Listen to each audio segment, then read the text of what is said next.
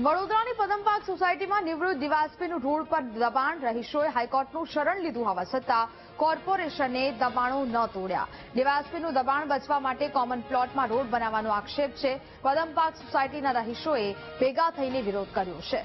વિરોધ વચ્ચે રહીશે સોસાયટીના પ્રમુખને લાફો ઝીંકી દીધો। પ્રમુખે 100 નંબર પર ફોન કરીને પોલીસ બોલાવી। સોસાયટીમાં કોમન પ્લોટમાં નવો રોડ બનાવવામાં આવતા રહીશો વિરોધ કરી રહ્યા છે।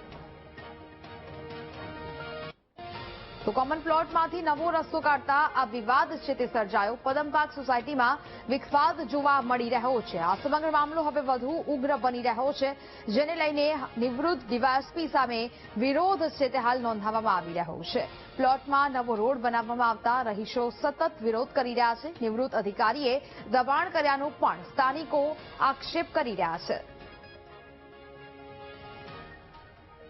તો અમે 45 ઘર હતા જેના ઓટલા ટપ્પા અને કમ્પાઉન્ડ વોલ જેનાથી મકાનની સ્ટેબિલિટીને કોઈ નુકસાન ન થાય, જે ભૂલ જેનાથી થઈ ગઈ હશે એ છોડીને અમે એ આઈડેન્ટિફાઈ કરીને કોર્પોરેશનમાં અરજી કરેલીને અમે એ બાબતે એમની માંગણી કરતા હતા કે આ એક્શન લો। પણ ઇન બિટવીન સોસાયટીમાંથી કેટલાક રહેવાસીઓએ કોર્ટમાં પિટિશન કરેલી અને કોર્ટમાંથી પછી નિર્ણય આવ્યો કે એ 45 ઘર નહીં, તમે આખી સોસાયટીનું સર્વે કરી લો અને આખી સોસાયટીમાં જે દબાણો હોય એ બધા તમે ખાલી કરાવો।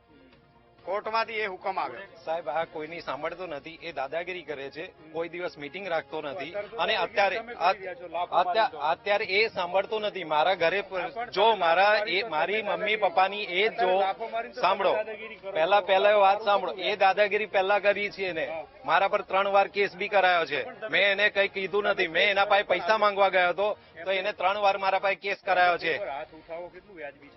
તો એ દાદાગીરી કરે છે, એ નથી જોતા, એ કોઈની સાંભળતો નથી, એની મરજીથી કરે છે। અત્યારે એ ભાઈ વાંધો નહીં, જે કર્યું મને એ નથી, હવે જે કર્યું એ કરશે, મેં કરી દીધું છે, હવે એને જે કરવું એ કરશે। હાઈકોર્ટની અંદર અમે ગયા તે કરતા 2 બહેનોને આ બધાએ પિટિશન કરેલી હાઈકોર્ટની અંદર। જે પહેલી વખતે હાઈકોર્ટે એવું કીધું કે ભાઈ કોર્પોરેશને ફાઇનલ નોટિસ આપીને જે દબાણ છે તે બધા તોડી કાઢો। એટલે એ પત્યું પછી કોર્પોરેશને ફાઇનલ નોટિસ આપી પણ ખાલી ગાબડા પાડી ગયા હતા। એટલે બીજી વખત અમે પિટિશન કરી તો આયા અને ગાબડા પાડી લીધા, ડિમોલાઇઝ કશું નહોતું કર્યું કે આ રોડ ઓટલા તોડ્યા હોય એવું કશું નહોતું કર્યું। એટલે અમે ત્રીજી વખત પિટિશન કરી તો ત્રીજી વખત પિટિશન અમે ટેકનિકલ કારણોસર અને બીજા કારણોસર સોસાયટીના રહીશોએ એવું કીધું કે ભાઈ ના કોઈને ખરાબ નોકરીમાં એ થાય એટલે આપણે નથી કરવું, એટલા માટે એ લોકોએ માનવતા રાખીને વિડ્રો કરી લીધી હતી।